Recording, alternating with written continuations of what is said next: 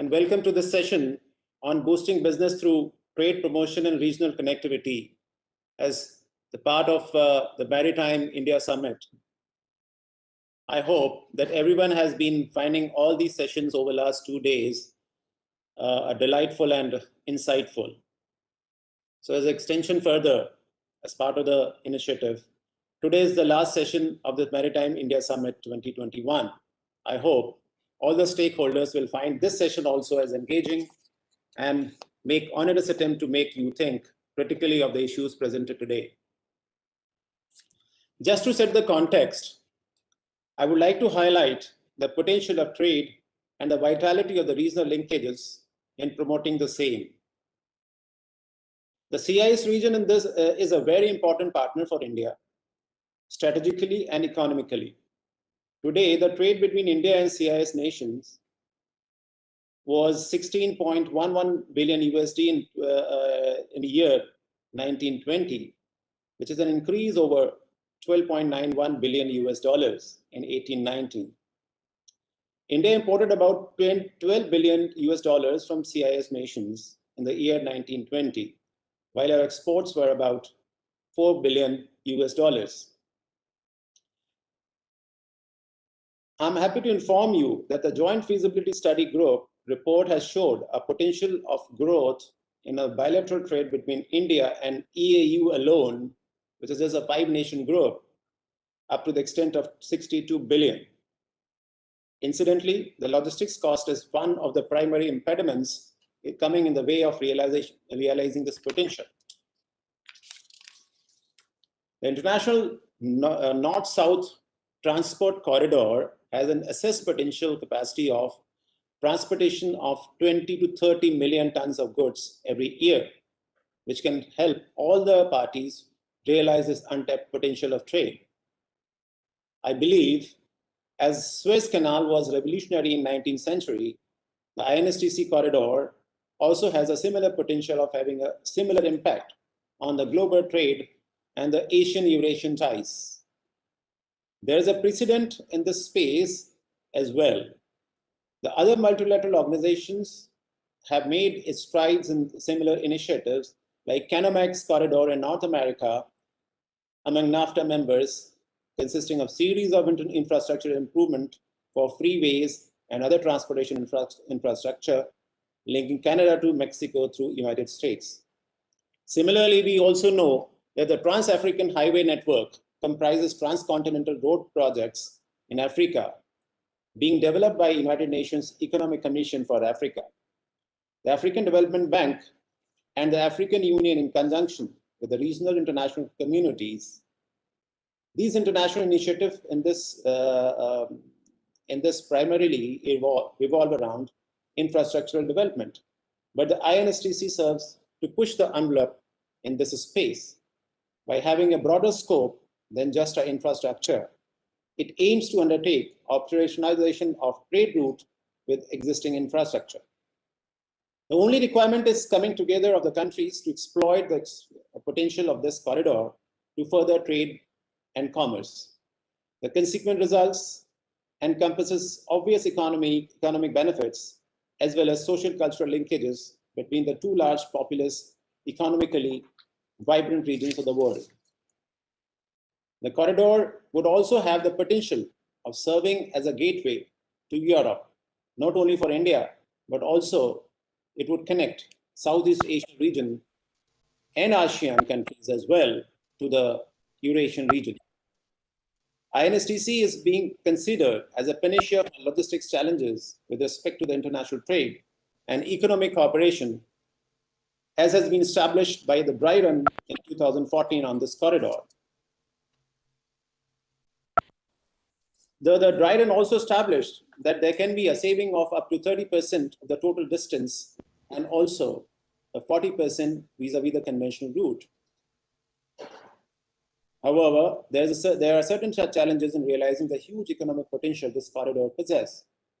Incidentally, the challenges are mostly non-infrastructural, which entirely includes perceived consequent impact of the US sanctions, financing of trade, credit and transit insurance, reinforcement of transit infrastructure, and streamlining of the custom procedures.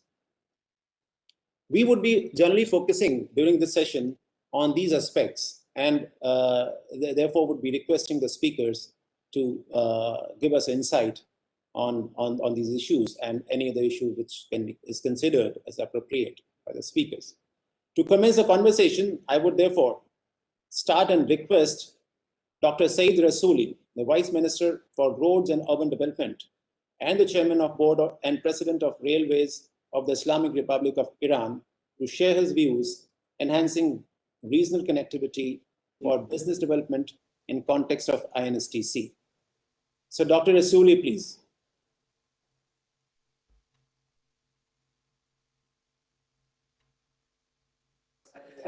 The Honorable Chair of the session, distinguished guests, ladies and gentlemen, I wish you a very good day for all. I wish you all a good health. At the outset, I would like to express my gratitude and appreciation to be present at this important international seminar on the area of international port and logistics, and express my thanks and appreciation to the organizers of the conference, as well as the government of India as the host country and other distinguished participants. As an introduction, I would like to very briefly introduce the Islamic Republic of Iran railway. The railway of Islamic Republic of Iran has almost 100-year history and background, and so far, and right now, has 14,779 kilometers of rail network and 514 active cargo and passenger stations, as well as 12 and land stations with the neighboring countries.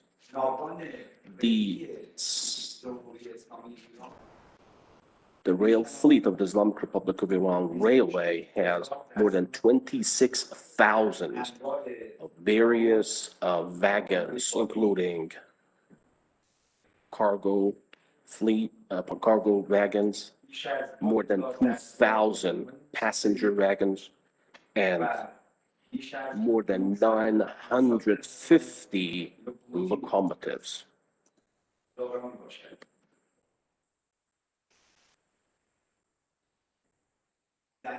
In Iran, there are 53 rail transportation companies which are non-state and non-governmental ones.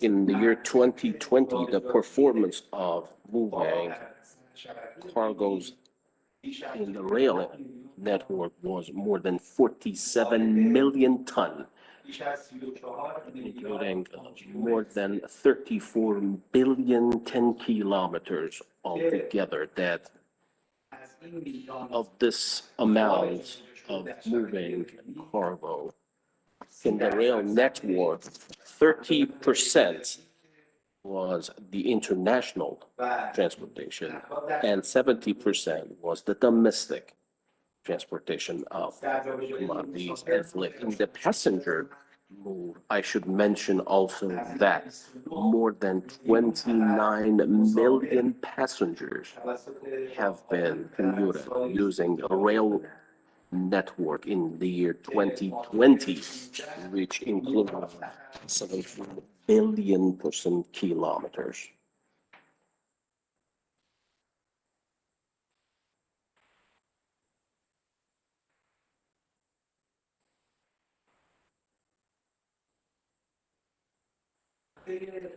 Another point which I should raise here is that of the total transport tonnage, 25% belongs to the seaports.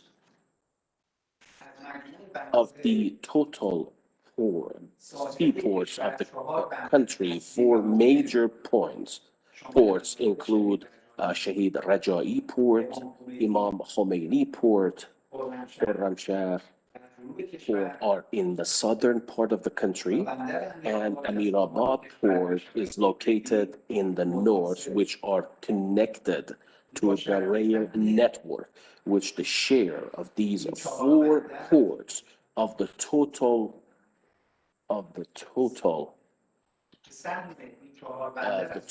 performance of the country's ports include 85%.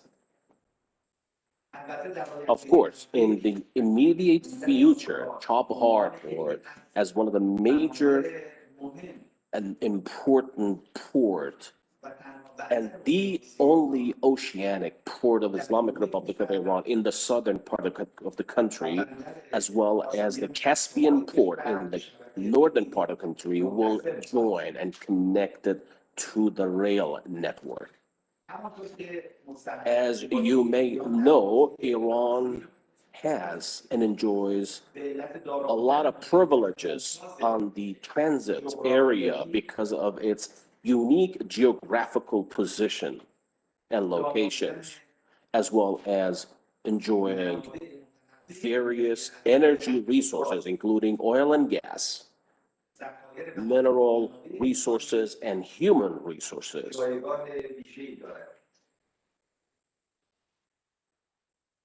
The Islamic Republic of Iran's government, by understanding this important position, has serious programs, has initiated serious programs in order to expand and enhance rail transportation in the country.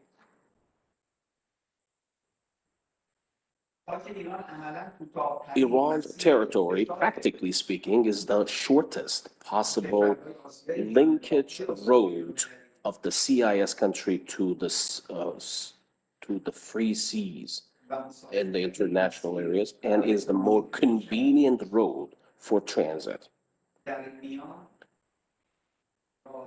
It should be mentioned that Iran's railway, because of its extension, security, the capability of transporting huge bulk of freight, and lower consumption of fuel, and reduction of the time of transit of goods and commodities, and as the result, the reduction of the cost of transportation and cost saving of this issue could play a key role in this area. In the southern part of Iran, we have the Persian Gulf, which is the area that major oil-producing countries, as well as gas in the world, are located in this area. This region is considered as the source, major source of energy supply to the world.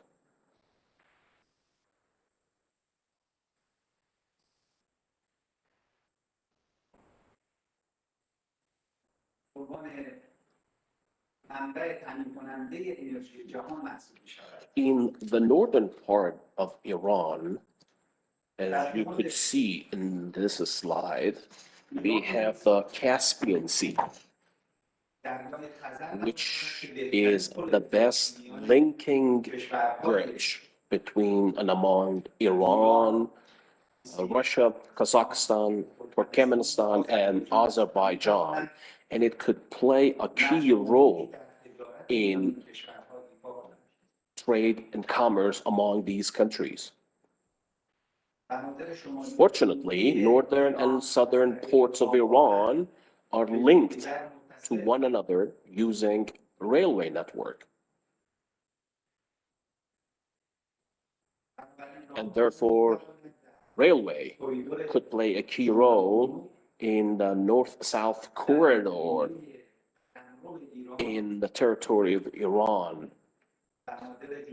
Iran's southern ports on the Persian Gulf, and link it to the Caspian Sea in the north northern part of Iran as well as the northern neighboring countries to Iran. The multi-dimension international corridor of south-north provide a transit connection of the northern countries of the Europe, Scandinavians, and Russia through Iran to the Persian Gulf countries in the States, as well as the Indian Ocean areas and the southeastern part of Asia. This corridor is considered as the shortest, most cost-efficient, as well as fastest transit route between Asia and Europe. The cost of the transit of goods and commodities using and through the north-south corridor could reduce up to 30% to other traditional roads.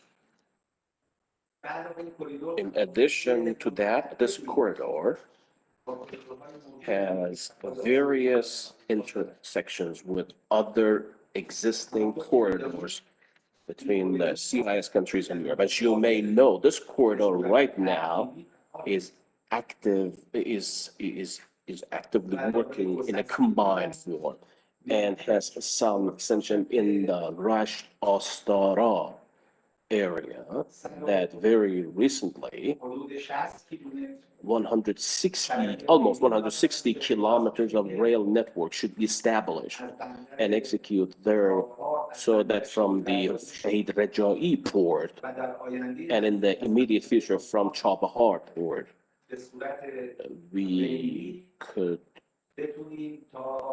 use this route using railway from there to Europe. Fortunately speaking, very recently, good agreements have been made following various expert meetings between Iran, Russia, and India, that we could say that good agreements have been made in order to activate this corridor.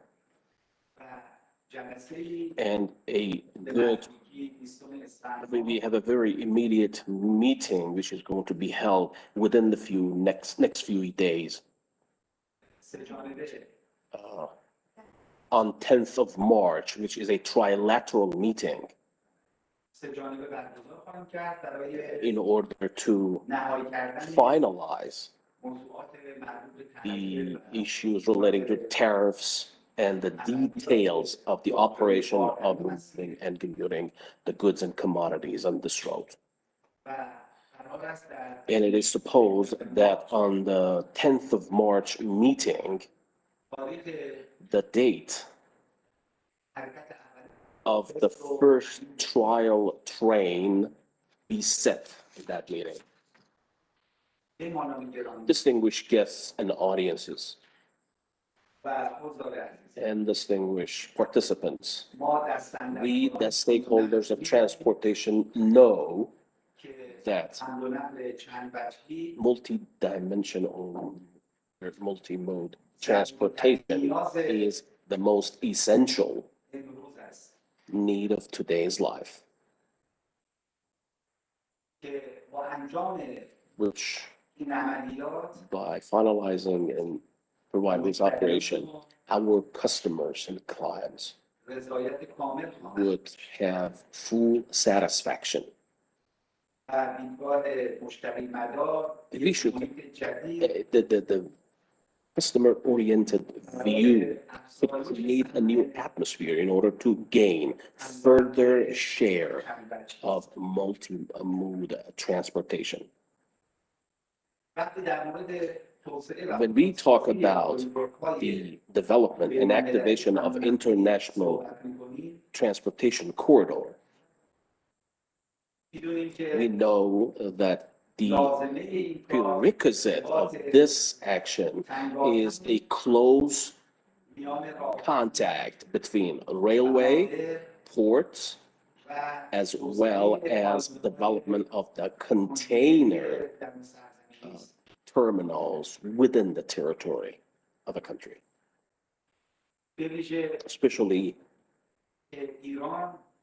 considering the fact that Iran enjoys being located between Persian Gulf as well as Caspian Sea in the north. And it's an intersection in the region in order to facilitate the goods and commodities transit. If we consider the world a living organ, the rail network of the world and the transit roads could be considered as the vessels of this living body and living organ. Therefore, the consistency of the ports, rails, and road routes in order to reach to a full logistic transportation is a necessity and requirement. Fortunately speaking, we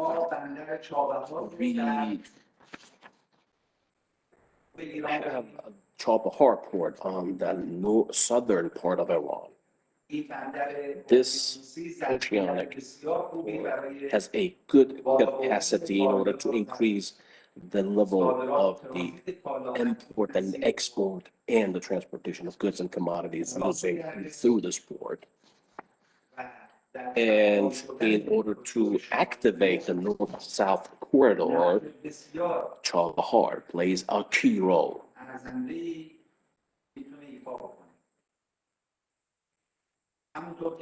As you may know,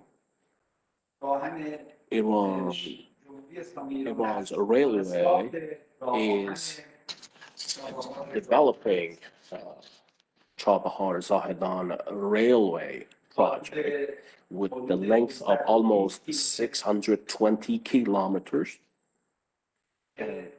which fortunately, because of the prioritization of this project,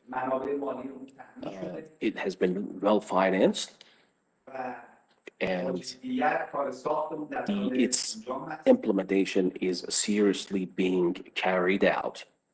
The capacity of this axis is almost 8 million tons, which the first phase of this project will be inaugurated on 2021-2022. This port is alongside Bandar Abbas port, which is considered as one of the well-known ports on the Persian Gulf area, and it could play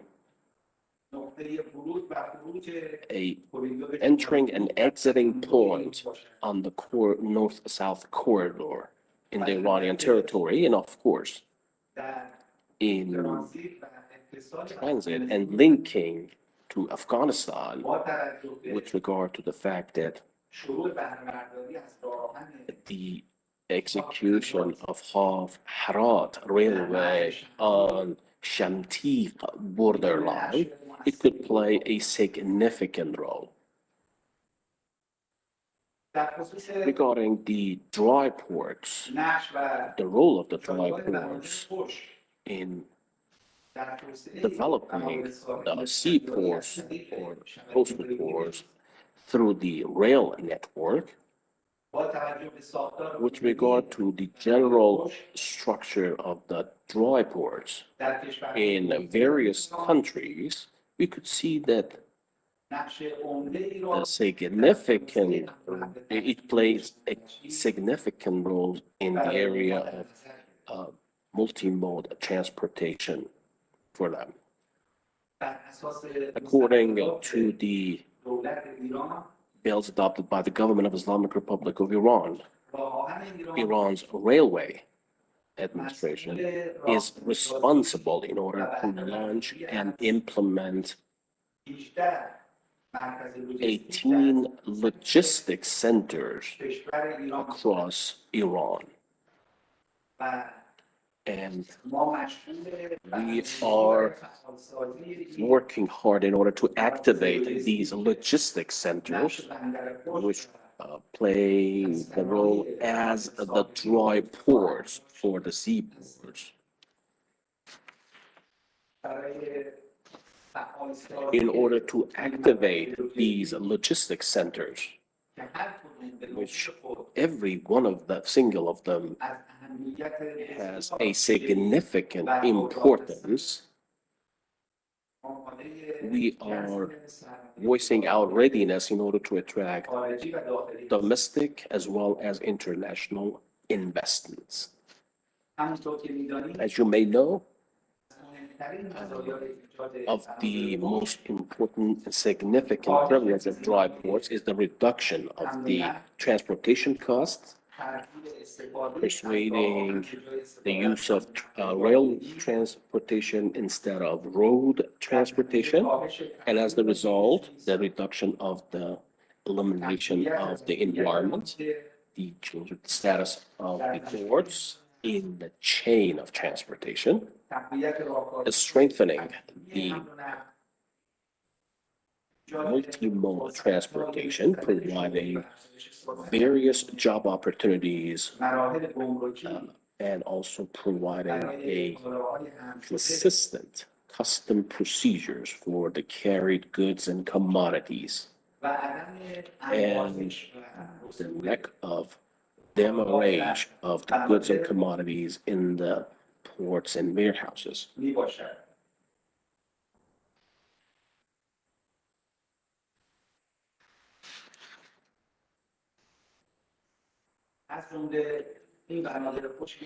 Talking of these dry ports, which I introduced earlier, as they are 18 of them across the country, which are being activated.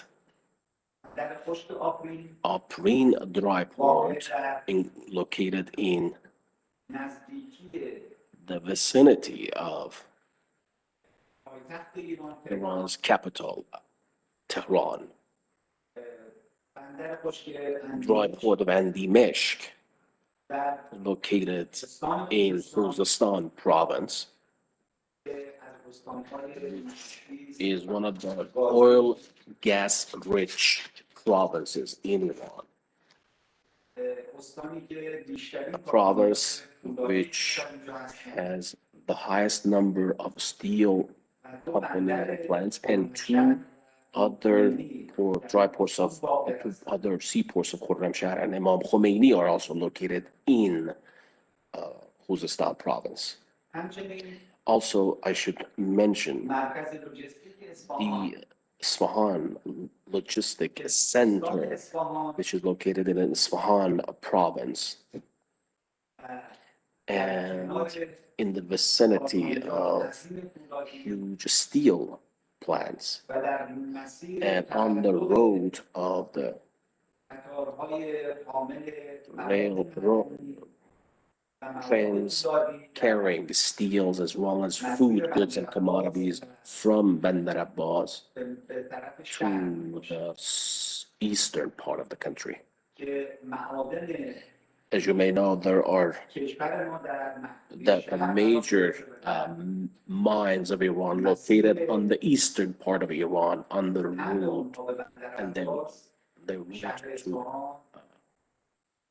to which Isfahan is located on the road of carrying out these products. On this map, on this slide, you could see, you can't see the rail network. If the rail network was consistent with that and the connectivity could be shown, and here you could see much clearer. You could see that in the center of Iran, almost in the center of Iran, and in the most congested traffic, this logistic center has been launched. Of the logistic centers support Chabahar, we could mention Zahedan, Mir Jaber, and Shamtiq dry ports. At the end, I would like to once again thank all distinguished participants who listened to my points and comments and follow my presentation. I would like also to wish good luck and success for this international conference, and wish that this conference could pave the way for further cooperation and contact between all of us in order to develop sustainable transportation, developing added value in optimized use of international corridors, and help us in order to reach to practical solutions in order to solve these problems. Thank you very much. Thank you. Thank you very much, Dr. Rasuli. بسیار سپاسگزارم جناب آقای رسول. Thank you for your متشکرم از بیانات جناب عالی.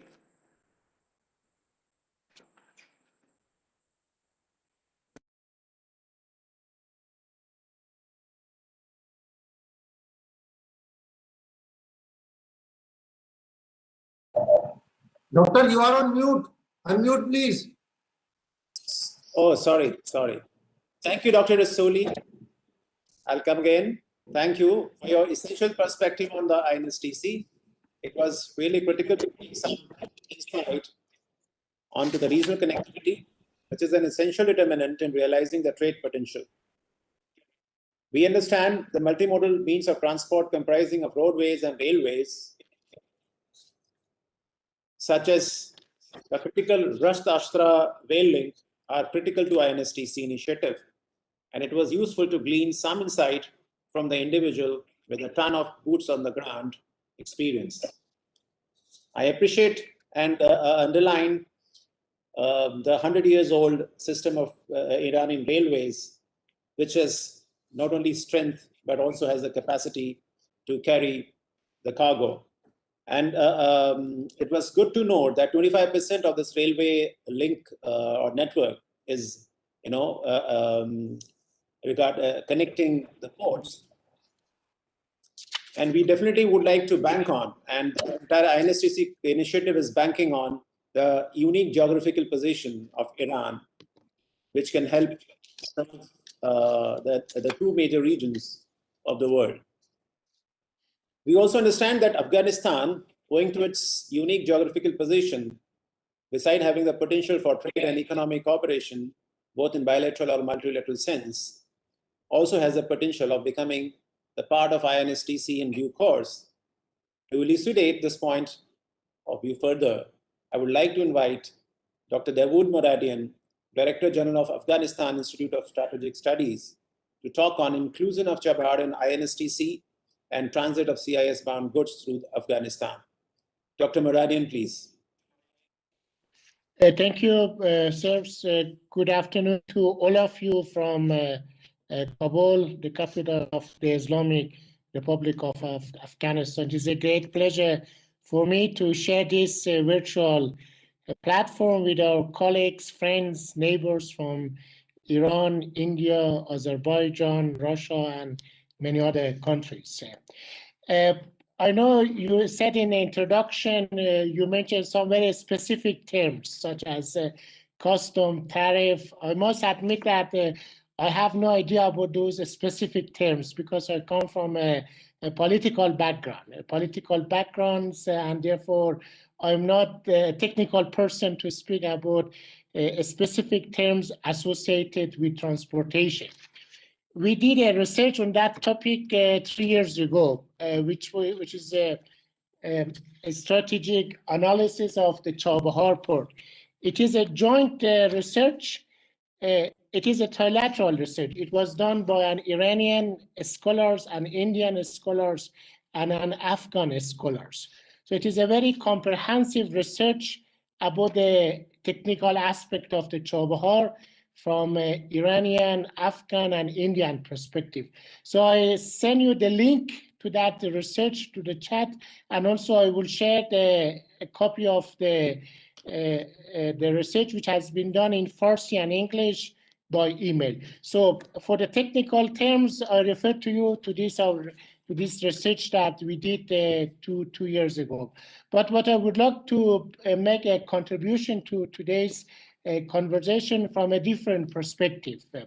And that is about the need for a kind of an political connectivity in our part of the world here. That we know the ports, Chabahar, railways,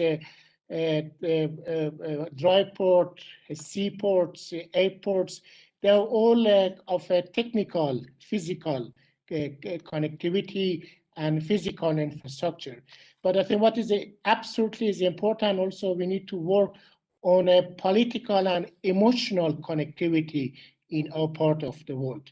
Because in the absence of a political and emotional connectivity, I don't think so a physical connectivity will pay a dividend here.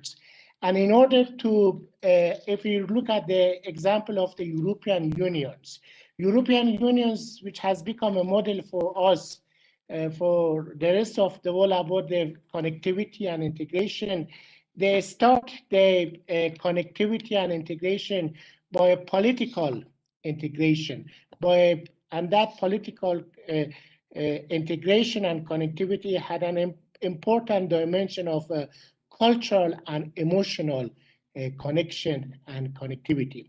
Therefore, I think it is very important for all of us, in this part of the world, that while we pay due attention to physical infrastructure, physical connectivity, we also pay importance to political and emotional connection. How can we move towards a political and emotional connections? And I think in that respect, we are very fortunate because we share a common heritage, a common civilization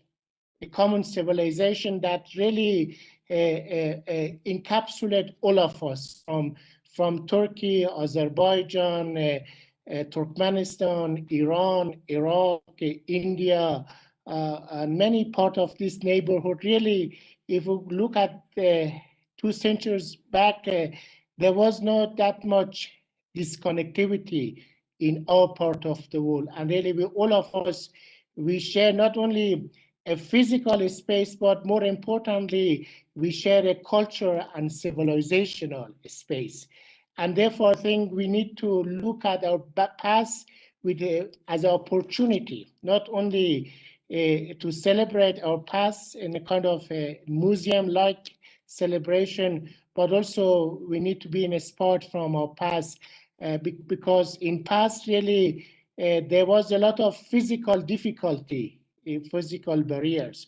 But our fathers and mothers in past, they did not have an emotional barriers. One could travel from Shiraz. Sadi, this great Persian poet, would travel to Afghanistan, India, and return to Arab world and went to his own city. So there was a lot of physical barriers for Sadis to travel, but there was not emotional and cultural barriers. Sadly, in our part of the world, there's a lot of emotional disconnectivity. There's a lot of emotional cultural barriers that you're Indian, you're Afghan, you're Iranian, you're Azerbaijani, you're this and that. Barriers, unfortunately, have created a lot of obstacle, political connectivity. Therefore, I would like to emphasize the importance of reconnecting with our past and celebrating our shared heritage, and I emphasize a shared heritage, and that heritage that really belongs to all of us. When I go to Delhi, for me, Delhi is not a foreign land. Delhi is part of my identity. Therefore, or when I go to Baku, Baku is part of my identity, and I never feel that I'm a foreign land, because we had a great connectivity in the past. And when you come to Afghanistan, you shouldn't feel that you come to a foreign land, because Kabul is a city that Iranian, Indian, Turks, all they rightly can claim to be part of their identity. Therefore, I would like to emphasize that we celebrate our shared heritage in part of the world, and try to create a political and emotional version of INSTC. INTC is a physical transportation, but I think this is the right time that we also think and imagine a political and emotional version of INTCs here. And I would like to conclude by making some reference to Afghanistan. Afghanistan, sadly to all of us, during the last 4 decades are associated with violence, with terrorism, with occupations, with difficulties, and many of the world, they have a very pessimistic view of Afghanistan's, and they are wondering what will happen to Afghanistan. Can we think Afghanistan as part of our network? Can we invest in Afghanistan as a potential connectors? And I'm very grateful to the leadership of India. India is among the few countries that believe in Afghanistan futures, believe in Afghanistan future, and the Indian government during the last 20 years has invested enormously in Afghanistan, has invested in our physical infrastructure, in a human resource infrastructures, in our political infrastructure. Therefore, I would like to call on other part of our neighborhood to be inspired by Indian models, who believe in Afghanistan future, who trust in Afghanistan. And again, it is not only kind of a propaganda observation. I see three important assets that Afghanistan can offer to the region. One is Afghanistan's enormous human resources. Afghanistan is one of the youngest population. Nearly 2/3 of our population are under the age of 30 years old. So we are one of the youngest population in the world. And not only we are young in terms of our population, Afghanistan is one of the most connected nation in the region. Now, Afghans businessmen are in India, in Pakistan, in Iran, in Central Asia, in Europe, and therefore Afghanistan no longer is a isolated nation, but we are very much part of the regional and global conversation. So the most important asset that we have in Afghanistan is our human. We have is Afghanistan enormous material in terms of our waters. We have one of the richest in the region in terms of our water resources. In terms of mineral resources, Afghanistan is one of the richest in the world. In terms of potential for agriculture, again, Afghanistan is one of the best in the neighborhood in terms of the available arable lands here. And the third asset that we have, which is not fully recognized, is our political asset. Now, Afghanistan has important friends in the region. Of course, India is our most important regional partners, but at the same time, Afghanistan benefits from the friendship and the good brotherly relationship that we have with Islamic Republic of Iran, with our partners in Central Asia, in Azerbaijan, in Europe, in North America, in Japan. Therefore, Afghanistan is very privileged to have important regional and international partners who will be with us in coming decades and also. I think the most important thing for all of us is the question of terrorism. Unfortunately, the region of South Asia is now the most infested in terms of the terrorism infrastructures. And as long as there is a terrorism infrastructure, I don't think we will be able to see the benefit of connectivity. Therefore, in addition that we invest in the physical, emotional, and political connectivity in our neighborhood, we should also focus collectively to tackle the question of terrorism. And that terrorism is not only confined to Afghanistan, but also to India, to Pakistan, to Iran, and to Central Asia. Therefore, I think we should not ignore the threat of terrorism that threatening all of us. And lastly is the importance of the Chabahar. And I think the Chabahar not only is a physical project, but also as a celebration of the India, Afghanistan, Iran, Central Asia, Caucasian relationship. And therefore, Chabahar has to be a reviving of the past, that as like past that there were a lot of connectivity, and now I think Chabahar should be seen as symbol of reviving a very glorious past. And I thank to all of you, and I'm very look forward to listening to other speakers. Thank you. Thank you, Dr. Maritime. It's been really a different perspective, and thanks for talking about emotional connectivity.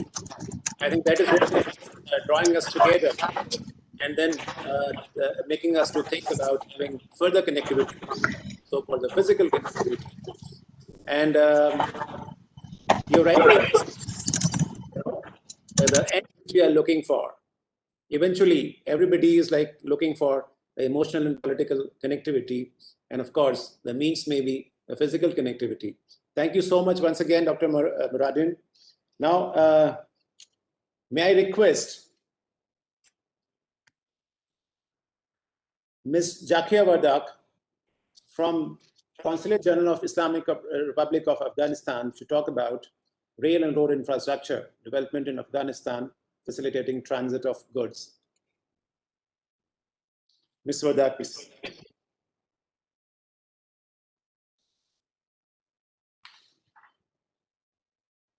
Madam, you are on mute, please. Kindly unmute yourself.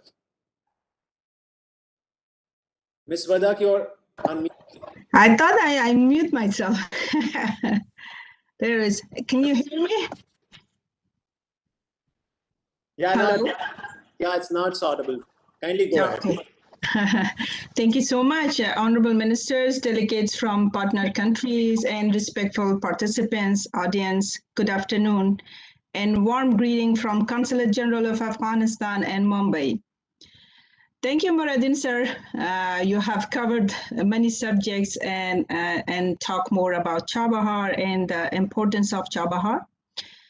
Before I continue with the subject and also talk about the importance of Chabahar, first of all, I would like to take this opportunity to thank our Indian hosts for organizing this important event in such a critical time, where many countries have suffered huge losses or are being suffering due to lack of connectivity and logistic services during COVID-19 pandemic.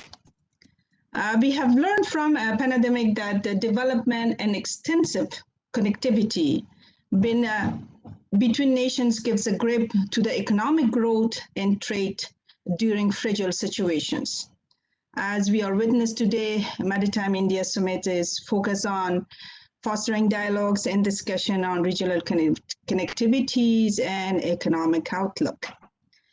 This consultation provides an excellent opportunity for policymakers of various countries to foster bilateral and multilateral and extend the transit linkage within the region and beyond. In fact, Chabahar Port is a perfect example of regional connectivity, which is achieved due to healthy mutual cooperation between Afghanistan, India, and Iran, which opens in new opportunities. by accelerating exports and imports between India, Afghanistan, and Central Asia. During COVID-19 time, while Karachi port was closed, Afghanistan has used Chabahar port to export its goods to India.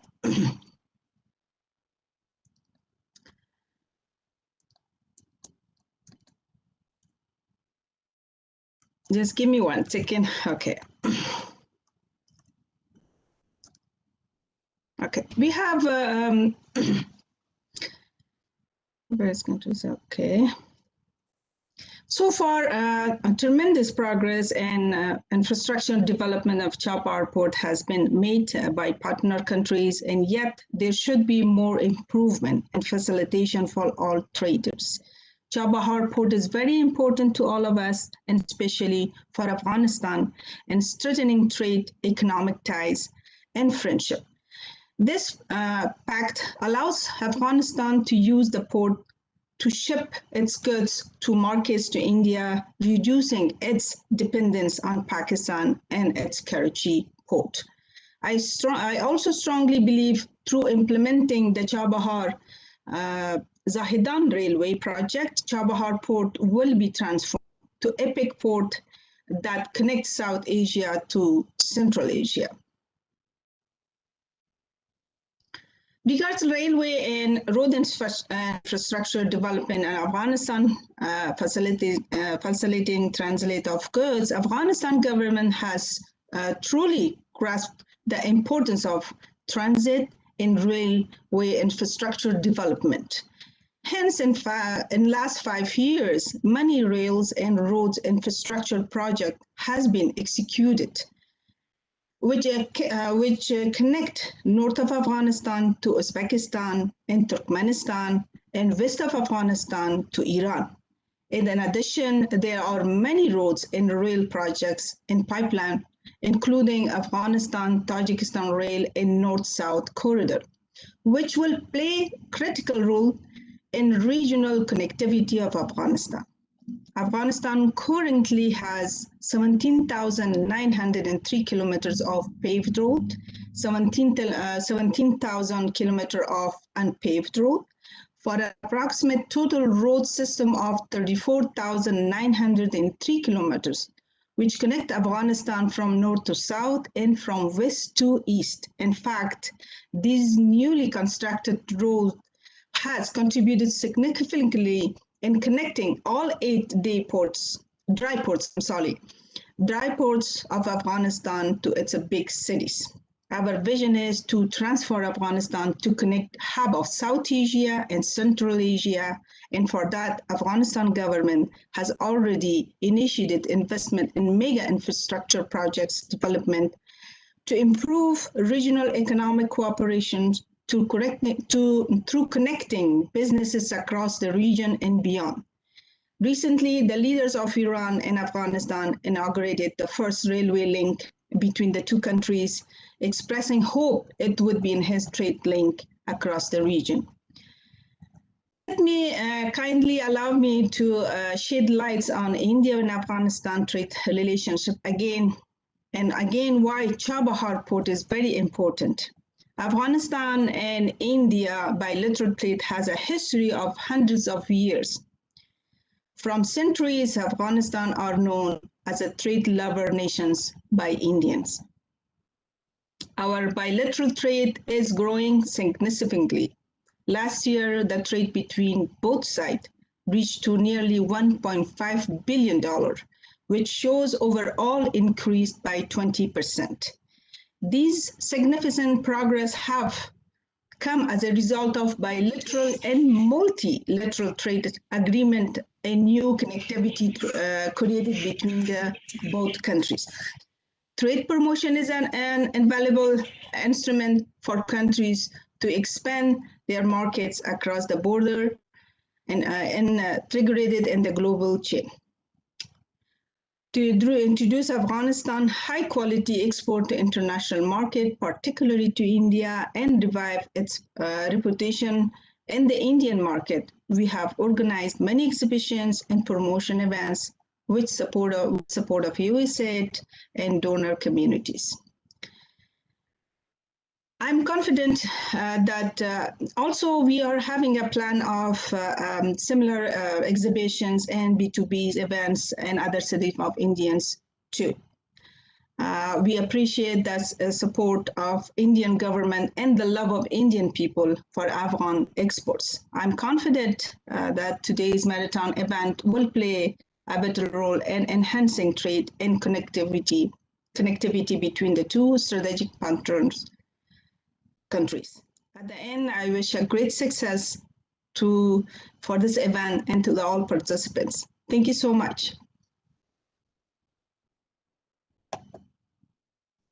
Thank you so much for your valuable insight, views, and of course, sharing information with us about the initiatives being taken by government of Afghanistan to develop and expand the existing road network further. I think this is going to help us not only in promoting the bilateral trade, but also the multilateral trade and the transit through Afghanistan. Thank you very much once again. And now we go to the next speaker, and that's from Azerbaijan. We know that Azerbaijan represents a critical link of the corridor. The two ends are, or the three important components of INSTC corridor, if we consider India, Iran, and Russia. Then the fourth dimension of the corridor, and the very important critical dimension of the corridor, is Azerbaijan. So on this, I would therefore request Mr. Farhad Mamadov, Deputy Director of the State Maritime Agency, Ministry of Transport and Communication, High Technologies of Republic of Azerbaijan, to enlighten us on the infrastructure development of Azerbaijan for realizing the potential of INSTC. Mr. Mamadov. Thank you, Chair. Thanks a lot to previous speakers about the comprehensive information. A big thanks to Dr. Murat for his Dr. Dawood for his warm words. Of course, no barriers, no artificial barriers should be between our countries, and this will help to improve all areas of our interest. Dear colleagues, distinguished ladies and gentlemen, it is a pleasure to be with you here today, and I would like to express my gratitude to the organizers of this event for creating this opportunity. This is an important occasion for sharing our experience in facilitating the trade and transportation through regional connectivity. I will consider the main issues around the maritime activities in the Caspian Sea and provide details on transport corridors that promote regional connectivity. As long as well-running transport infrastructure is essential to connect with opportunities around the world and drive business forward, the Republic of Azerbaijan is always looking for new ways to improve efficiency in transportation of goods. In this sense, close cooperation with partner countries plays an important role. Dear colleagues, this event brings together the public and private sector, and we all share common goals: to enable higher productivity of the transportation of goods by boosting business opportunities in the region, and to promote a multimodal network connecting road and railroads with seaports. Since the overall corridor performance is closely tied to the time, cost, safety, and security, I would like to provide a brief information about the maintenance of maritime safety and security in Azerbaijan. The Republic of Azerbaijan has acceded to the majority of the IMO mandatory instruments such as SOLAS, STCW, MARPOL, COLREC, and etc. And we have aligned all the maritime national legislation with international standard. The significant aspect of the membership in IMO is that since 2016, all member states are audited mandatory in order to determine to which extent they give full and complete effect to obligations and responsibilities contained in a number of IMO instruments. With respect to the audit, we wish to bring to your attention that Azerbaijan was successfully audited and the accuracy of compliance with the IMO instruments was highly regarded. Considering the critical role played by maritime transport in the transportation of goods, our country places high priority on speedy implementations of measures to enhance safety and security. As regards the maritime safety, we established the following strategic priorities: ensure that ships entitled to fly the flag of Azerbaijan comply with all appropriate international requirements, provide effective marine aids to navigation, and promote and communicate through human element principles and maritime safety culture and marine environment awareness. I would like to mention that for trade to flow effectively, the connections between ships, ports, and people must also be secure. The Republic of Azerbaijan facilitates this by assisting maritime stakeholders, which includes both the shipping and port sectors, to protect themselves and to cooperate with government to protect maritime trade. In respect to maritime security, we ensure effective implementation of ISPS code. The transport and transit policy of Azerbaijan is aimed to turn the country into a regional trade hub and make effective use of country's strategic geographic position by developing physical infrastructure along the international transport corridors, renewing the transportation fleet, improving transport safety, applying IT in transport operations, as well as establishing logistics centers and special economic zones in the country. I will now move on to give brief information about the Azerbaijan Caspian Shipping Company, which is a leading shipping operator company in the Caspian region. With 160 years of experience in shipping on the Caspian Sea, the company attached great importance to applying best practice, implementation of advanced methods, and complying with international requirements. The company plays contending roles in transport corridors, provide marine transportation of goods and passengers along with Trans-Caspian Sea Road, as well as provides offshore support services for oil and gas operations. I would like to expand on sharing information about the port of Baku, which is located at the crossroads of two major transportation corridors, east-west and north-south. The port of Baku serves as a major intermodal distribution hub. Today, the port has a carrying capacity of 15 million tons per year, including 100,000 containers. As the first green port of the Caspian Basin, recognized by the European Seaports Organizations, the port adopts the policies and practices that support sustainability to achieve the lowest ecological footprint and environmental impact to the region. Recently, a new project, Promotion of Green Ports and Connectivity in the Caspian region, was launched with the Organization for Security and Cooperation in Europe. The project, which will connect the port of three countries, namely Azerbaijan, Kazakhstan, and Turkmenistan, was another important step in terms of protecting the environment and accelerating port operation in the Caspian region. The project envisages the preparation of a roadmap for the automation and digitalization of three ports, the preparation of appropriate feasibility study to explore the possibility of using renewable energy. It is also important to inform you about alert-free economic zone that is being established next to port of Baku to intensify local and foreign investment in the country's non-oil sector. Alert-free economic zone will use the strategic geographic location to provide a regional investment hub and boost competitiveness in the Traseka and North-South transport corridors. Dear colleague, as you know, as a result of Patriotic War, on 10 November 2020, the declaration was signed, which ended the Armenian occupation of 20% of Azerbaijan territory that has been continuing for almost 30 years. It has been preventing the full use of regional cooperation opportunities. One of the main points of this declaration is the creation of Nakhchivan Corridor. The corridor will create and revive the new economic opportunities in the whole region. Using this corridor, Turkey will directly access Azerbaijan without using the alternative land roads. Infrastructure projects have already started, and this corridor will shorten the transportation distance and will decrease the transportation costs. The bilateral trade between Azerbaijan and Turkey will increase. In other words, all countries of the region can benefit from the opportunities of this corridor.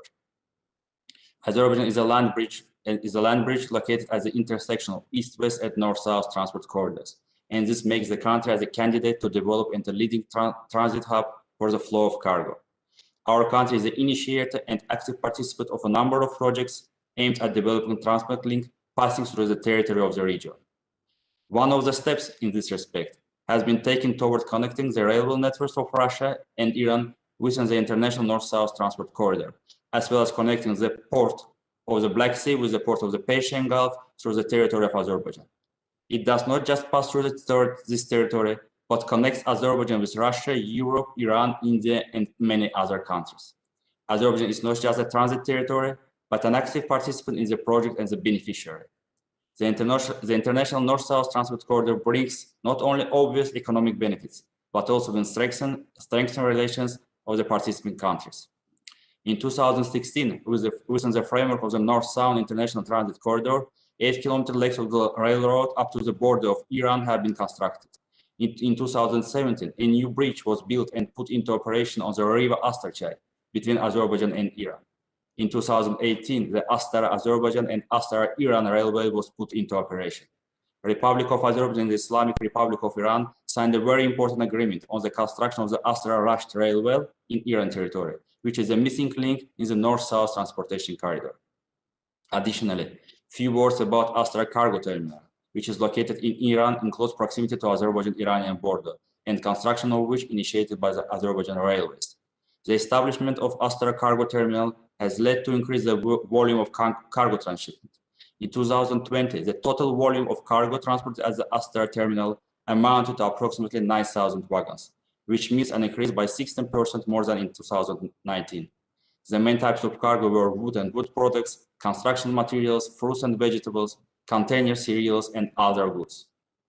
Forecasts show that if the international north-south transport corridor operates at full capacity, it will be able to provide European countries, Russia, Central Asia, and our regions with access to the Persian Gulf and India, and intensify with the trade relations between Black Sea ports and Caspian littoral states.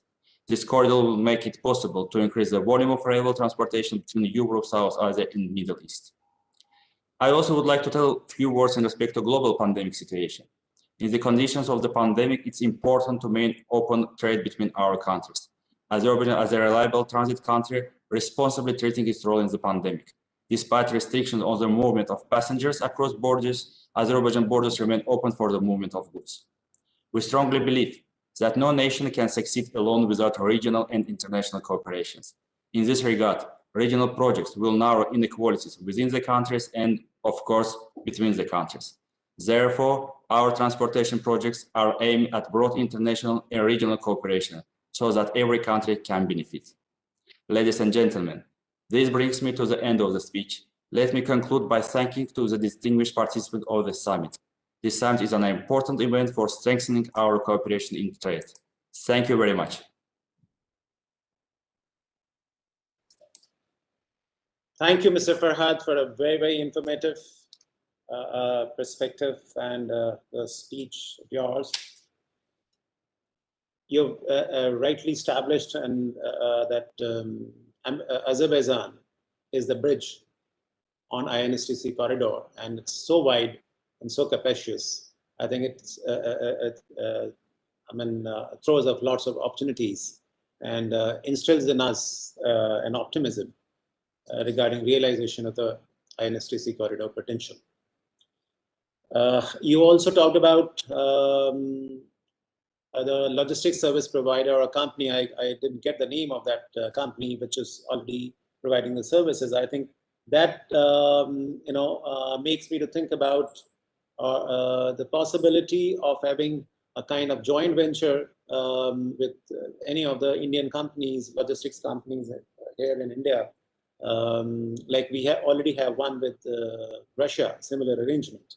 So we were talking about it further. And we know the logistics service providers and agencies or shipping companies can actually catalyze the dynamic, the objective which we are looking at about this INSTC. So in this regard,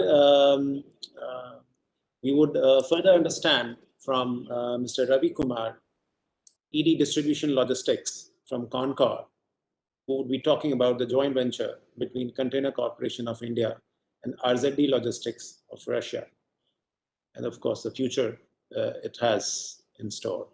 Mr. Ravi Kumar, please. Thank you, Mr. Surinder, and thank you to the organizers of the summit. And really, I'm delighted to share, because we have been working for the last 2 years to promote the INSTC.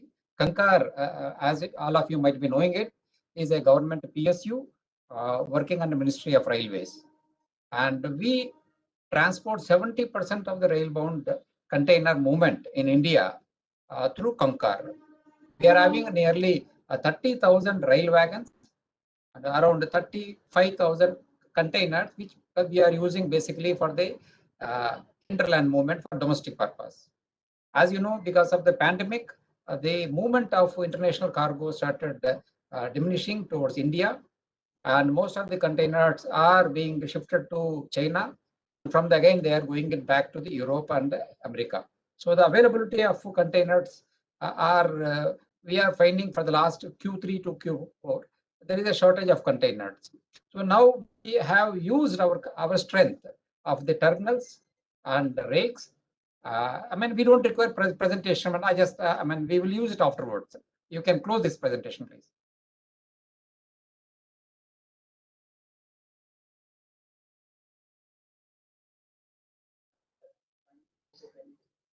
So when using our strength of our own rail wagons, our own containers, we started moving the Indian exports, especially the basmati rice, to Iran.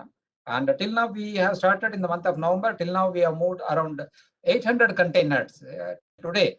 And the experience which we have gained in transporting the commodity from India to Iran, it is really good. I mean, we are able to give Indian customers a single phase window, and they will be interacting with Concur only. And till it reaches the destination and the there, it is our responsibility.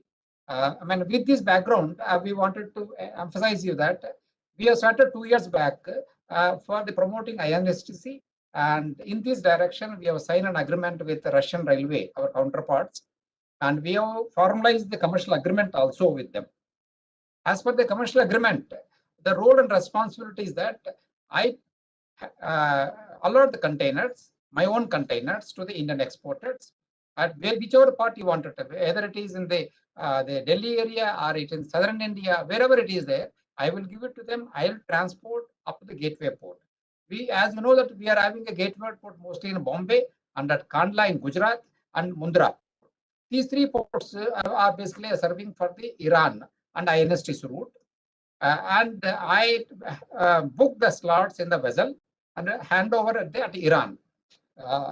For the time being, we are handing over only at Bandar Abbas, and from Bandar Abbas, Russian Railway, our counterpart, will pick up the containers and then they transport it.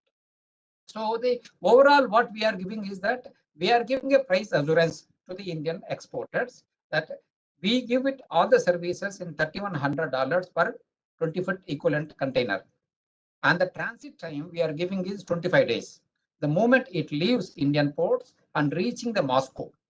So this agreement not only covers India and Russia, it also covers all the countries in the INSTC route, all the CIS countries. And also, if the volumes are there, we can even expand it to the Eastern Europe.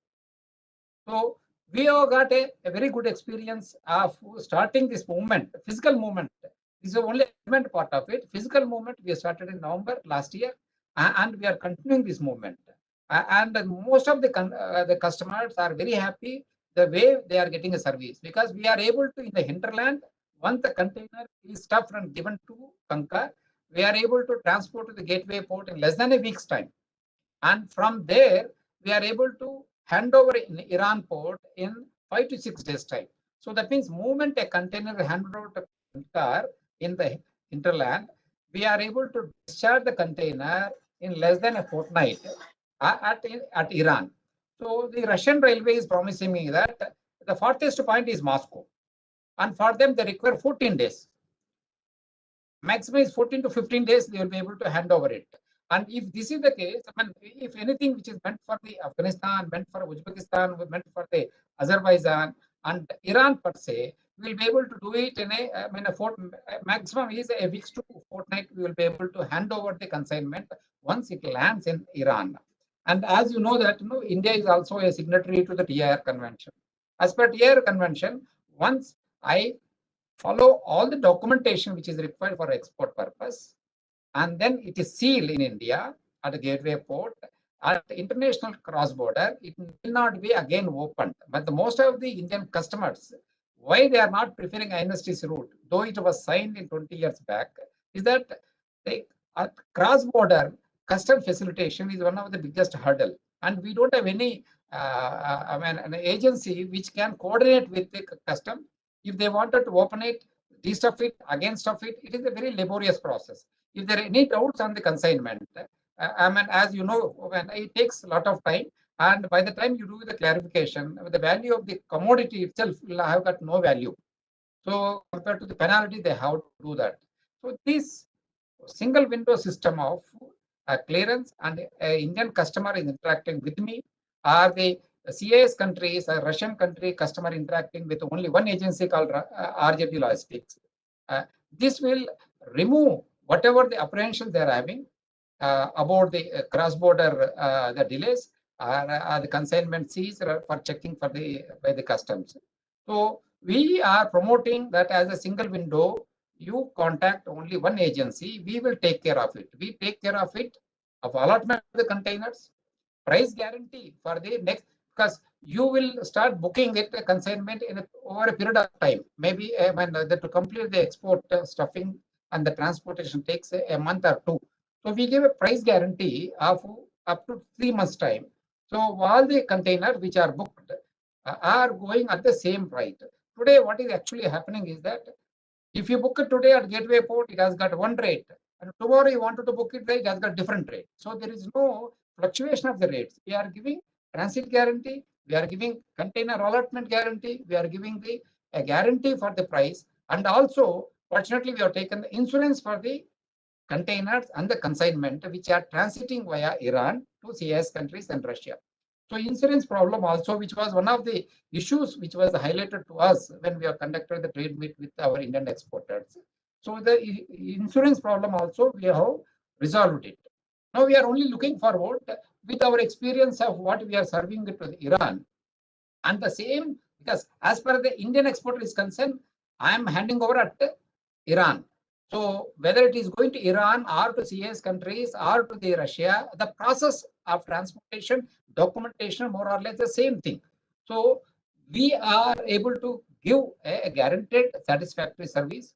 And I hope, because with the government of India actively promoting the transport via INSTC, and I'm sure that we will be able to make a breakthrough, whatever the infrastructure which is coming up at Chabahar port and Iranian network of rail connectivity and rail ports, all can be integrated through a single window called INS through Kankar. And as you know that, once this trade practice, people start gaining the confidence of sending the consignment via INSTC instead of the deep sea route, the Baltic route. Definitely, there will be more players like Kankar who will be able to give better services as the competition increases in the years to come, and naturally the customers will get a good service and efficient services. And I am open for any questions. Any doubts are there? We continue to interact on this issue. Yes. Till now, last 20-21 years, it is all conferences which have happened. And we are speaking about INSTC. The first time, I can say that for the last 6 months, physical things started happening it, and the development of Chabahar is a very good positive sign for us, because Chabahar will be able to give a better services in terms of the port handling, storage facility, which are more important, because most of the commodities which are going from India are of agri of nature, which require a lot of testing. For testing purpose, all the consignment has to go to Iran and has to come back. The process takes 20 to 30 days. So till such time, consignment will not be released from the port. So going for a Chabahar with a better storage rates and the handling rates, which will be a win-win situation for all the exporters who want to use this Chabahar port, coming from the CIS countries, Iran to India, or from India going to that direction. So I'm hopeful that this seminar will give a good impetus to the efforts of Kankar and also Government of India. Thank you, Mr. Sananda. Thank you so much, Mr. Ravi Kumar, for giving the detailed information from your palm top rather than depending on your, the desktop or a presentation. So you have given us that confidence, and as Dr. Muradian would agree, there's been a more of an emotional connect to the physical things, So thank you very much for the views and the information shared, and I hope this logistics arrangement becomes a one-stop shop solution for the trade to avail the logistics services across this corridor. And the INSTC corridor becomes a living, arrangement which can serve as a most efficient, secure, and dependable transportation corridor, or a solution for the transportation of this corridor. So with this, I would request Mr. Shankar Shinde to have, with us, or share with us the perspective of the industry. And before that, I would also like to introduce Mr. Shinde, as he has been the pioneer who has been associated with a dry run on this corridor. And after that, only it was established that this is a corridor which the entire region should bank on. And it is going to reduce just not the cost of transportation, but also the time, the transit time, and resolve a lot of other problems related to the trade between these two regions. So once again, Mr. Shinde, over to you, please. Thank you, Doctor. Dr. Erwar, sir, a lot of initiatives and taken by you in organizing this session also. And thanks to the organizers and congratulations to all our partners on this Chabar Day celebration. It is indeed a pleasure to be here on this platform, and we have been working in hand with government and with the other partnering of INSTC countries with regard to development of INSTC corridor.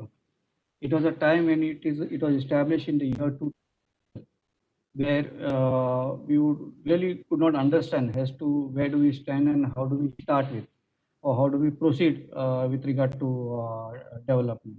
But finally, it was a time where we got to the zero down and we started working after the coordination council meeting in Delhi.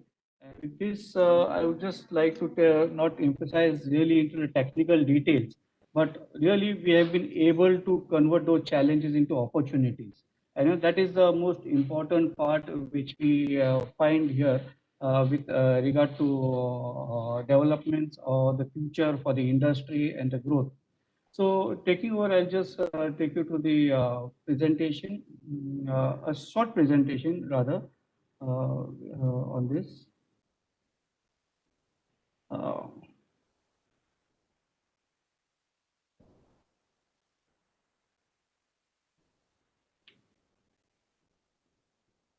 Yeah.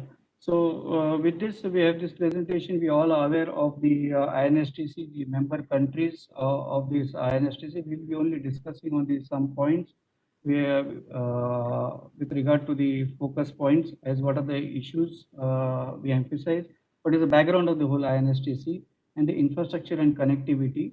And we'll go to the triple FAI's initiatives and study on the INSTC, and how we got into the advantageous position and converting these challenges into opportunities. And then what is the way forward? And then we have the Chabar, which we really see to be operating. When we talk about the focus point, we have this introduction. We will talk on the what are the things we need to look really to take it further. Though there is some part of this existence, but still we need to work on it to have it more seamless, and to make it little faster movements. And with availability of containers, yes, there has been a lot of initiative by Government of India. Thanks to Government of India for empowering Concur to get on board to have this operational on board. And we have banking channels for remittance, which needs to be streamlined. And then we have insurance. A lot of factors of insurance which has also been addressed on this. Then with regard to the railways, MOUs with the international railways, we are seeing that already there is Concur and RZD. The same perspective we have also expect ADY Express on the Azerbaijan and Kazakhs railways to come on the board. And then we'll talk about the logistics service providers initiatives and their participation to take it forward. So with the founder members of this INSTC, India, Iran, and Russia, and then we have the other members on this neighboring country or the participating country for the North-South Transport Corridor, the Republic of Azerbaijan, Republic of Armenia, Republic of Kazakhstan, Republic of Kyrgyzstan, Republic of Tajikistan, Republic of Turkey, Republic of Ukraine, Republic of Belarus, Oman, Syria, and Bulgaria as an observer. So with these countries, we also look forward for Turkmenistan to come on the board, other neighboring countries to have it going forward. So initially to start with, we had with the initiatives of Ministry of External Affairs itself to take the project, to start with a dry run project. So we initially took on this dry run project, seeking how we can take the containers from India to Iran and then transport it down to the on the Iranian territory to have it up to Azerbaijan. So this was the first route which we identified, and we presented a report as to what are the infrastructure or the disconnect of this route, where we found that Astara Astra disconnection with Rust Astra connectivity, we will be able to connect achieve lot of connectivity across the European sector also to the Russian sector also. And so this was one which we emphasize on, and we will shortly see in this by this year, and we will have this route also transported. Instead of by road transportation, we'll have full route covered by the railway transportation. Then we were on the route 2, where we found that the Caspian Sea access was the most important. So transporting where the railway existence is there from Bandar Abbas to Amirabad or Bandar Anzali, where the rail connectivity is in existing, though Rust Anzali has yet to be connected, but Amirabad is already in existence. So once we have this connectivity to the Amirabad on the Caspian Sea, on the northern of the Iran destination, so we get an access to all these 5 countries. When we talk about the Russia on the Astrakhan part, then we have Kazakhstan on the Aktau connectivity, Turkmenistan, we have the connectivity in Turkmenbashi, and Azerbaijan, which we have the Baku, and again the new port coming out, Alat, with the high infrastructure development in high-tech technology being used on this port operation. And once we have this connectivity to this Turkmenistan or Kazakhstan, we also have a good access of railway connectivity in existing for Uzbekistan, Kyrgyzstan, and Tajikistan.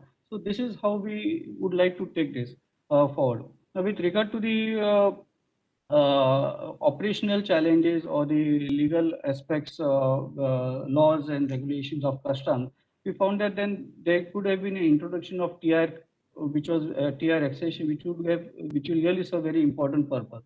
So initially, recently in 2019 February, we did a dry run study on the TR. It was not a dry run study; it was in fact a commercial cargo which we routed on the actual TIR movement, where our FICCI itself is a guaranteeing party to this convention from India Guaranteeing Insurance Company. So with this, we were able to successfully achieve this project, and we could see that there was a transit cutoff of at least 2 to 3 days, because every border where it takes 2 days, it is to get cleared into 2 hours. So the conversion of these 2 days into 2 hours was a big achievement. So sometime I achieved, like sometimes for the airplane also we need 24 hours cooling period on either side to load it on the airplane, and the amount of pharma being transported by air at the cost, I think so this route can be very easily accessible with that time if we are really able to achieve it, the connectivity. So I really feel that this can convert that air cargo into the sea, and with the volumes increase. So once you have that cost reduction, you will also have the increase in volume. So this is basically a traditional route versus the new route which we are trying to give via the Caspian Sea. This is how we connect Indian ports, which is nearest to the Chabar port. One is the Kandla Mundra ports, or the Nawasheva port to the Chabar port. And then we have this movement further for the INSTC, which can be really advantageous with the 6,245 kilometer corridor. Reduces huge time, almost from 35 to 42 days to at least 16 to 17 days, though they claim to be 21 days. But I'm sure if the connectivity is well done, it can have a good advantage. Then why we take this, when we say Chabar is a very geographical strategic advantage, the Iran country itself is a very strategic advantage position, because it gives access to so many landlocked countries, and on either side of the eastern corridor also and the western corridor also. Because once we have access of the western corridor, we have Azerbaijan, Russia, and all the European sector. And towards this, on the eastern, we have all the CIS countries. And this new opening of Inchaburun has given a good Central Asia access, Central Russia up to Ekaterinburg and all, where we have connectivity from Turkmenistan also. So this is how we look at it. And Afghanistan also, we have a good connectivity from here. If Chabar is connected once to the Zahidan, I think so there will be a full railway connectivity with accessibility with a single mode of transport, rather than we have a transmodal movement. So this is how we look at the access of the Caspian Sea towards the countries around the Caspian Sea. Then the railway gauges, yes, we have the challenge, we have the issues, but still we have the contracts signed between the countries where they have 50-50%, and overnight they just change the bogies and go ahead. So these are some of the things. I will just come to a point now with the new initiative, some of the initiatives that we can introduce, like customs union. Earlier there were only 3 countries, but again, adding out 2 countries. So once you have custom clearance in one country, it gets a borderless movement across the border. So this helps in movement of cargo. If you find today why most of the cargo moves to Russia is via Kazakhstan is because the processes and this flow is very easy and the seamless movement. Ease of doing business plays very important role in this aspect. So here we find that if such type of unions are created, this will really help in the borderless movement of the cargo. So this is a rail connectivity which we find against the sea, because presently we see a lot of cargo moving via the China territory or via the other country, but here we have the easy access of the transit. So with regard to this transit process, we have really worked on the documentation part where it comes to bill of lading or the CMR movement. Then we have TR accession, which we have done a dry run, not a dry run, the actual commercial run with the cargo of 2 containers rather to Afghanistan, which was a very successful. Compliance with regard to there has been settled down with regard to the borders movement, irrespective of any quarantine and the drug controls. So route option, so it does not restrict any that it is limited to member countries, but it can be utilized by any of the countries for INSTC movement, and this will really help out to generate volumes for the railway movement and reduce the time. And safety of cargo, yes, now if you find that RMTO in Iran is really working very hard in tracking all the movements of the trucks into the regions of Iran, which will really help us in guiding and keeping a track of our movement of the cargo. So what is the way forward we are looking? It is to just to gain trade confidence and willingness and participation for the trade. See, for trade, they come out with an apprehension which is a long past story. They have to change the perception about the movement. We have been able to achieve the targeted figures. If you see the testimonies today, even our Minister of Shipping has also given the figures as to the amount of movement we have done to the Chabahar port or to the Afghanistan or to the other CS countries. So it itself gives the figure. So there is a movement, there is a happening, there is a market for us. But those who will be left out of this, they will be the losers. So one who are coming on the board to start with the moment, they are the winners. So I would request all the trade to come up, and other things you leave it up to our logistic service providers who are providing services on this sector. And the government is full supportive. The commitment of government is very helpful because they are committed and they have done their best to provide the infrastructure and connectivity to the trade. And it is not a trade who has to come up on the board and start the movement. So majorly we have the shipping line, but here we have already seen that Congress taking good initiative from Indian sector by introducing the containers, by introducing the service, by signing the MOUs with the railway. I would shortly see that even Concur may come out with their own vessel by providing the service between the India and Iran sector. So this will give the full connectivity through seamless without depending upon, and it will be a consistent service because being the initiative of Government of India. Then there is a lot of opportunities for these NVOCC operators because Concur has limitations go with the container, but there is a lot of huge volume potential which can be fed with by this such NVOCCs. And then it comes the logistic service provider to give MTO opportunities to participate on this trade. So with this, we going ahead, technology platform tracking GPS will really gain more confidence. Integration of corridors, which will really happen once this north-south is, because east-west corridor is already in existence. And then we should be working with a competitive and consistency in the service, not just for the fortnight service. Or, okay, once I'll try it and keep it out, keep a consistent, you will be the winner. And then once the international railway cooperation starts signing between each other countries by respective countries, I think so even this will give a big boost to this trade on the INSTC. So with this, I think so to conclude the session, I will not take into long term because we are looking with the time also. And with the connectivity of the Chabahar, I really see the future, the people who will come on the board, and to streamline the banking channels. One is that point. Another would be infrastructure alignment with Rust Astra connectivity and Zahidan and Chabahar connectivity. Then promoting trade awareness. Yes, we are there here. We are assurance on the behalf of Government of India. Also to come and participate. We are there to move your cargo, to reach your cargo in the safety way. And finally, the international railway cooperation. So we have come a long way since 2014, which was the first dry run study which was conducted. So this is the third thing which we have come across, and there is a good lot of progress being happening, and lot of things have developed by that time. And with regard to the infrastructure on Chabahar, there is already existence of enough of infrastructure on the Chabahar port, which will give service to the trade to movement of the cargo. So they need not worry about more investment or more infrastructure requirement. existing is far enough for the trade to operate their cargo within these regions. So with this, I will thank again the organizers, and thanks to the chair, Dr. Surendraji, for giving the opportunity. And I'm ready to take any further questions on this. Thank you. Thank you, Mr. Shinde, for an absolutely expert view on this INSTC corridor and the aspects of it, the challenges as well. And I also would appreciate the role you have played in undertaking that guidance on this corridor. Now, we know all stakeholders have important roles to play to ensure the success of INSTC corridor. And unless the route is not patronized by the logistics service providers, we would be unable to realize the potential this corridor has. To offer that important perspective from the logistics side, may I now invite Mr. Manoj Arora, President Marketing JM Bakshi Group, to share his views on opening of economic opportunities for our business community, Chabahar, as a catalyst for INSTC. Mr. Manoj, please. Good afternoon, Shri Aivarji, ladies and gentlemen. I hope I'm audible. You're audible. Please go ahead. Thank you, sir.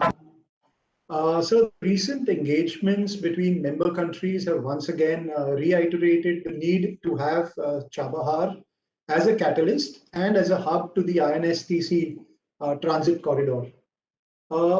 Incidentally, Chabahar also fits with JM Bakshi's role as a container terminal operator for the Deen Dayal Port Trust in Kandla, from where container shipping services to Chabahar are today being offered regularly.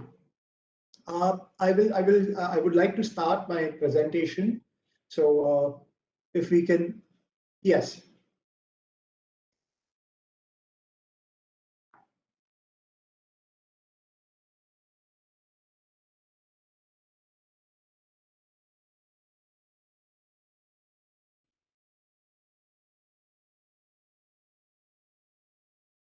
Thank you. Can we move to the slide 2, please? Thank you again. As you see, of course, INSTC as a route proposes multimodal network of ship, rail, and road for transiting cargoes seamlessly between India, Iran, Afghanistan, and Central Asia right up to Russia. The framework has been spoken about since several decades. And now that India has made Chabahar port operational, it is time that the route beyond Chabahar also is accorded high priority. The data highlighted by Mr. Shinde a little while ago clearly shows that there is considerable cost saving if this route were to become fully functional. It hence merits due attention and needs to be expedited. The task and cost of revitalizing this route is not without challenges though, but the focus and determination exhibited by partner countries present today and with, of course, Concord present here provides that confidence that we will see the land and rail side connected well beyond Chabahar. All the speakers before me have acknowledged that the economic opportunities far outweigh the challenges. So it's in the interest of all of us that we activate this route quickly. Next slide, please. Thank you. Now let's look at India's objectives at Chabahar and the opportunities that are being made available to benefit the business community in the region. India is already a member country to bring this concept to reality by investing, developing, and now operating Chabahar port. The trade potential from India to Iran, Afghanistan, and Central Asia, and vice versa, of course, remain largely untapped, if I may so say so. Since current transit of Afghanistan cargo by road remains a challenge, we need alternative routes, and Chabahar provides this very important solution. Next slide, please. Chabahar being the closest deep sea natural port to Central Asia and Afghanistan, it provides the economic opportunities for the trade development, not just to South Asia, but even to Africa and Arabian Gulf. This route will allow countries in the region to take advantage of the global trade opportunities that Chabahar offers on this route. Let us take an example as a reference of the potential this route can offer. The global value of international trade in CIS today, as we learn, is over 67 billion US dollars. But India's share in this is just under 1%. Huge opportunity there for India and for the CIS region to connect with India. A well-functioning port at this location will mean adding cost competitiveness to Indian products and Central Asian products, which today move via longer routes, all the way go via Europe, go up, and then they connect. I will talk about some key commodities in slides going forward.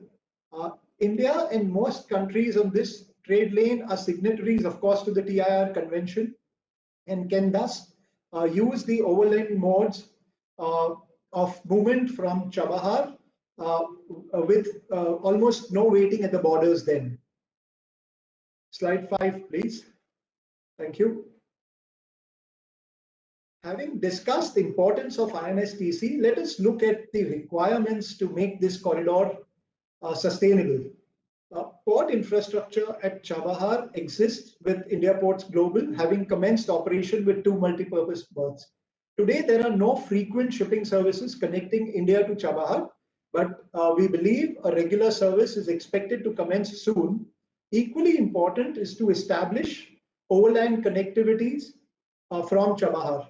The rail infra to Afghanistan and beyond to CIS is expected to improve soon, which will support the transport requirements, as was informed by Dr. Rasoli a little while back. An encouraging development is that we already experience a small shift of volumes via Chabahar into India, and this gives the indication that the drift is in the right direction and volumes are expected to grow steadily as the shipping services and trade route gets further established. On a positive note, I have learned this week from a fresh importer in India that his imports will soon transit via Chabahar instead of by road via Pakistan. That should start soon. The combination of trade support activities and changes in banking and value exchange mechanisms will provide further confidence as it signals a readiness for reforms and commitments to globalization. A little on how crucial the role of Kandla is to connect with INSTC. From Chabahar to Kandla, your cargo can reach Delhi and surrounding areas of national capital region and further north of India by rail in a matter of 2 to 3 days.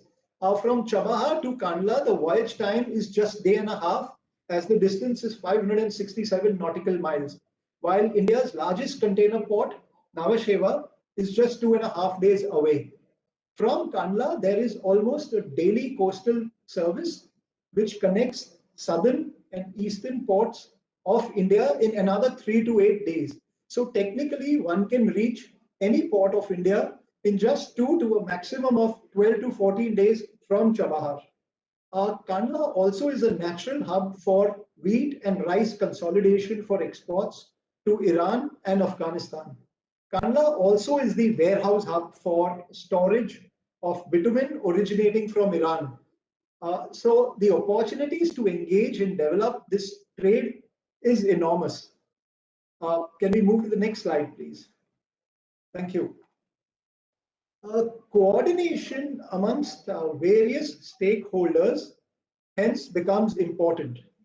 Diplomatic missions and trade bodies will need to continue playing their facilitating role of spreading awareness and encourage members to try this route. The shorter and faster transit time will eventually mean reducing the logistics cost at both ends. of course, educating and sensitizing the customers of this opportunity, in addition to trade bodies and service providers, can also be proposed by banks. According countries on the INSTC route, a partner status in a suitable form must be considered to encourage exchange of trade. Some introspection that that needs to be done on how each region can further improve capability to put out more finished goods and overcome the specter of our raw materials and semi-finished goods moving via third country and us losing the opportunity to derive the full benefit from the price of selling a value-added product overseas. The fast-growing, as an example, the fast-growing food processing industry of India requires top-quality raw materials like plant proteins or maybe lentils, which is currently routed via countries like Turkey instead of directly from Central Asia and CIS. Fresh fruits and dry fruits can be sourced from Central Asia, Iran, and Afghanistan and provide quality stuff. Such voluminous cargo must move to India via the shortest and the most economical route, which is what INSTC can eventually assist in, and this will open a lot of trade opportunities too amongst member countries. Chabahar with Indian ports global partners Deen Dayal Port and Nhava Sheva must consider offering commercial rebates to incentivize vessel operators, to encourage them to offer regular services on frequent basis, maybe a weekly to a 10-day service with till such time that the volumes eventually build up. Can I move to the next slide, please? Thank you. Coming back to KICT, which is a division of JM Bakshi, which has been awarded the contract by Deen Dayal Port Trust for development and operating the container terminal. And hence, we are fortunate to be considered a part of this opportunity that INSTC offers. KICT till date has already handled well over 1,000 TEUs of cargo to Chabahar, as you can see in this chart. In addition to rice and wheat, Kandla offers huge potential for exports of sugar, which is currently transiting via Pakistan to Afghanistan. That is substantial volume as well. That can use Chabahar as a corridor if provided regular services. The next slide, please. Slide number 8. Thank you. JM Bakshi's service profile in India is wide and deep. In addition to Kandla, our ICD called Delhi International Cargo Terminal is already a very popular choice of shippers in the northern region, with rice exporters having frequent and large volumes being exported to Iran, to Afghanistan, and to Central Asia. JM Bakshi also operates a total of 6 terminals across India. Besides Kandla, we have terminals in east coast of India, out of which 2 are in Visakhapatnam, 1 each in Haldia and Paradip, and a bulk terminal in Jamnagar. We also operate 2 CFS facilities at Nhava Sheva and Visakhapatnam. Besides, we also operate 19 container trains connecting various terminals to ICDs, both from east and west coast, sharing this as these services can eventually be a support to connect cargo on this route deep into India. Let's go to the next slide, slide number 9, please. Let's understand the USP that Kandla offers as a location. The distance from Kandla to the warehouse hub of India, Gandhidham, is just about 15 kilometers. Labor is abundantly available locally, and it is noteworthy that when rest of India struggled during the unfortunate COVID lockdowns, Kandla was able to continue operation rather unaffected by the pandemic. Should connectivity be desired from ICDs to Kandla, we have standing agreements with our in-house rail division and with Concord, who Mr. Ravi Kumar represents this afternoon, to organize such movements.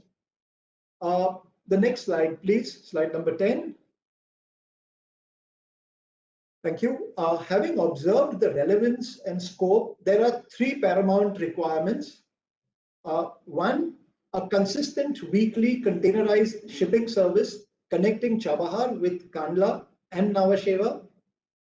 Two, a faster inland connect, and hence the transit information regarding the cargo from Chabahar must be made available to importers and exporters of the region, as that provides the visibility and confidence to the end users.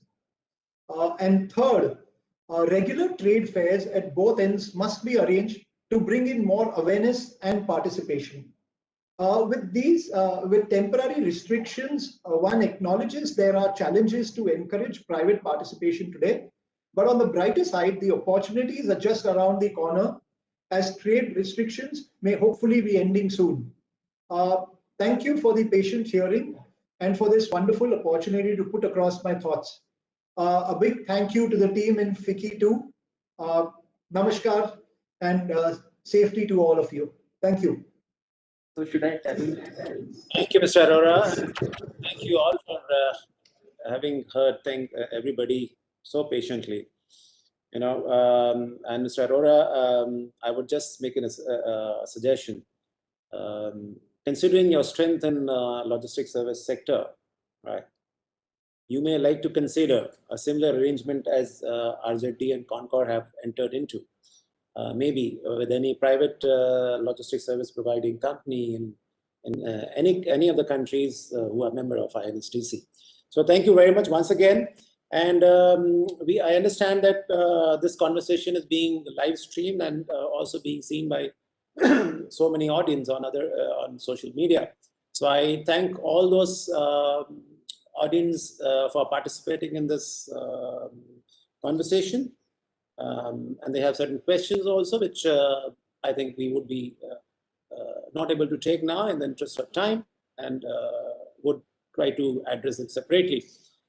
Now, to draw the conclusion, ladies and gentlemen, this conversation has clearly proved or established certain things.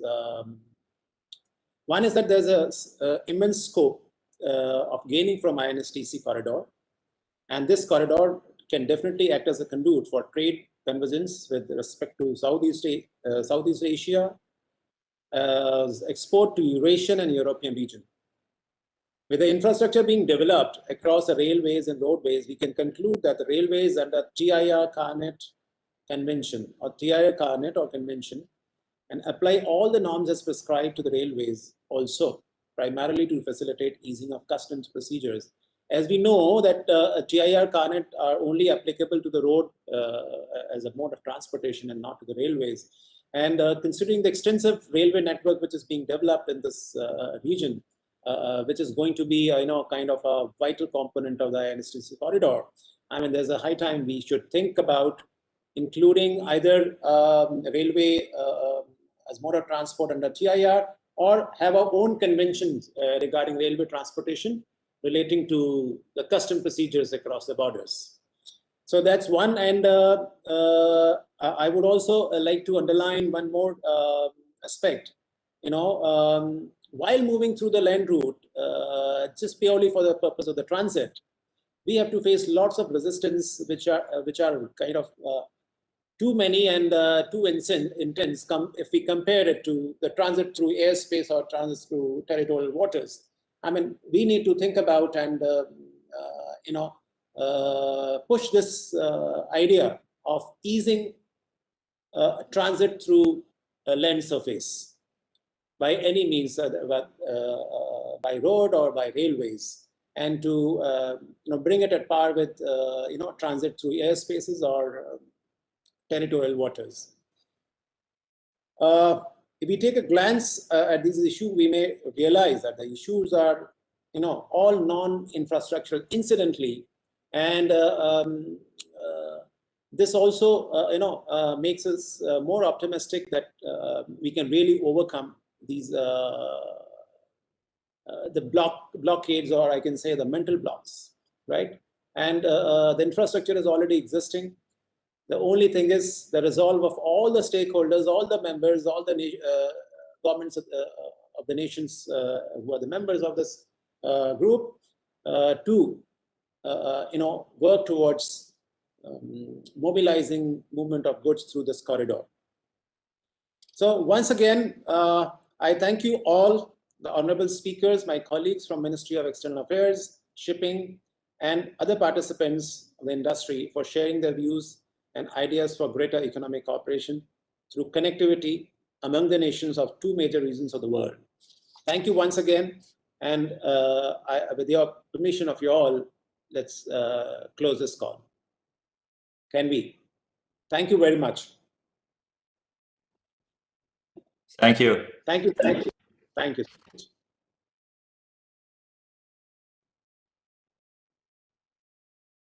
Thank you.